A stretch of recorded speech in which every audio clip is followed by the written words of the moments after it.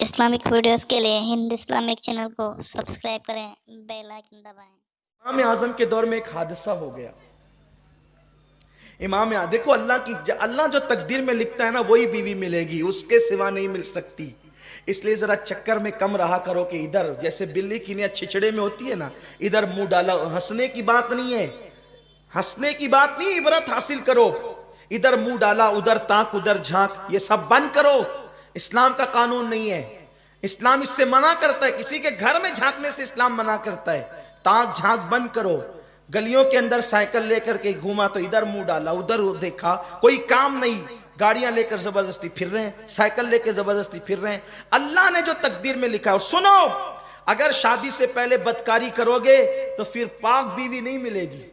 कुरान अल्लाह के रसूल फरमाते कमा तदीन तुदान, तुम जैसा करोगे वैसा होगा। लेकिन अगर कोई बदकारी कर चुका, उलमा से सुना, बयान सुना और सच्ची तौबा कर ले, फिर अल्लाह तौबा करने वालों की तौबा को कबूल करता है और अल्लाह उन्हें पाक दामन बीबियां भी अता फरमाता है। तो तौबा कर लोगे तो फिर महफूज हो जाओगे, तौबा नहीं करोगे पाक दामन रहो। हजरत इमाम हसन पाक कहते हैं ना, इमाम हसन पाक का कौल है, अगर तुम चाहते हो बीवी पाक दामन रहे तो तुम पाक दामन बनो, तुम्हारी बीबियां खुद ही पाक दामन होगी।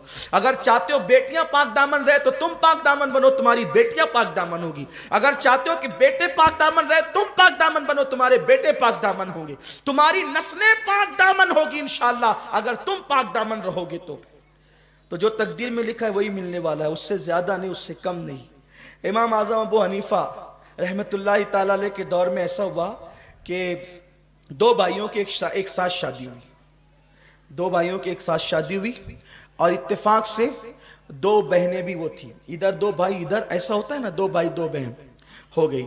अब वो दोनों बहनें आई इधर से और ये दो भाई, शादी हो गई। तो इत्तेफाक ऐसा हुआ, जब हुजरे में पहुंचाने की बात आई तो औरतों की गड़बड़ी की वजह से और दुल्हनें तब्दील हो गई। दुल्हनें तब्दील हो गई, यानी इस भाई का जिससे निकाह हुआ था उसकी बीवी इसके साथ चली गई और इसका जिससे निकाह हुआ था उसकी बीवी इधर चली गई। जब अब रात तो गुजर गई, सुबह हुई, तो सुबह होने के बाद ये बात खुल गई कि भाई वो जो औरतों की कोताही की वजह से दुल्हन तब्दील हो गई, इसकी इसके साथ चली गई, इसके इसके साथ चली गई।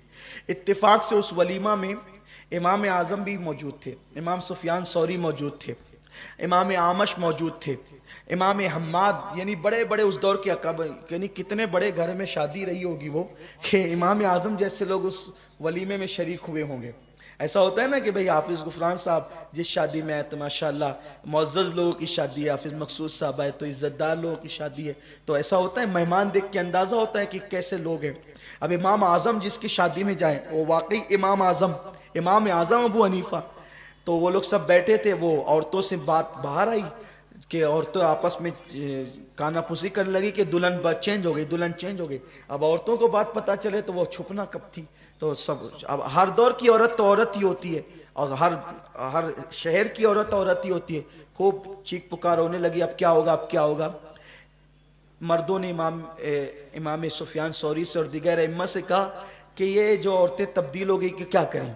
वो कहा कि तब्दील हो गई तो क्या करें, इसकी इसके साथ कर दो, इसकी इसके साथ कर दो, भाई जो जिसके साथ थी उसके साथ कर दो, क्योंकि ये गलती से वह जानबूझकर तो हुआ नहीं।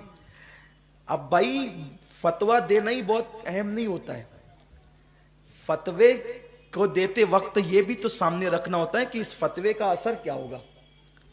असल बात ये है क्या, चलो ठीक है, जो जिसकी बीवी थी उसके पास पहुंचा दो, गलती से हो गया तो क्या करेंगे। भाई दो बहनें हैं, दो भाई है, एक घर में रहते हैं। अब इसने इसके साथ रात गुजारी, इसने इसके साथ रात गुजारी, अब इसको फिर इसके पास भेजे, इसको इसके पास भेजे, तो ये जिंदगी भर एक दूसरे से नजरें मिला सकेंगे? दोनों भाई एक दूसरे को देख सकेंगे? क्योंकि ये तो इसकी बीवी के साथ गुजार चुका है रात, वो उसकी बीवी के साथ रात गुजार चुका है।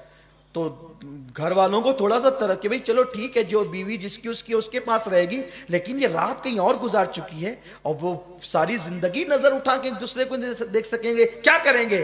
लेकिन उस महफिल में खुशनसीबी उनकी ये थी कि हमारा इमाम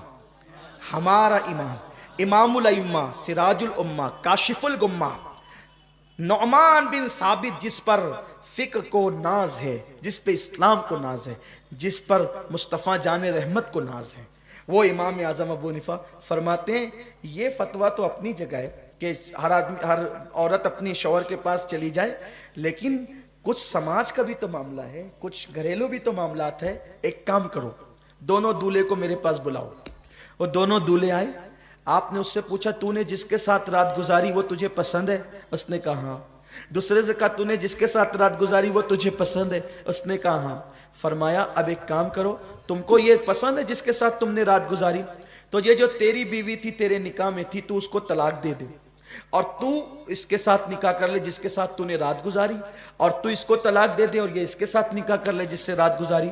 کیونکہ نکاح کے بعد اگر وداعی اور خلوت نہیں ہوئی ہے تو طلاق دی جائے گی تو اس میں عدت گزارنا نہیں پڑے گا.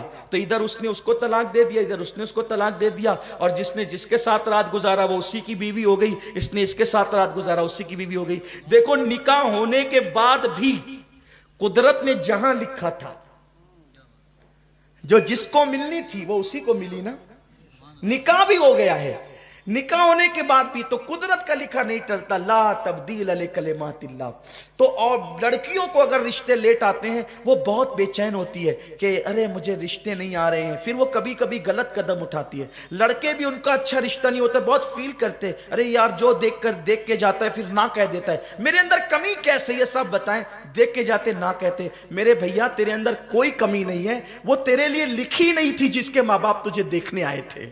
میری بیٹی تیرے اندر کوئی کمی نہیں ہے، وہ تیرے لیے لکھا ہوا نہیں تھا جس کے لیے جس کے ماں باپ تجھے دیکھنے آئے تھے. ارے جس دن لکھا ہوا آ جائے گا پھر اس دن نہیں بھی دیکھیں گے تو بھی تیرا نکاح ہو جائے گا. تو اس لیے اللہ کے فیصلوں پہ راضی رہنا چاہیے.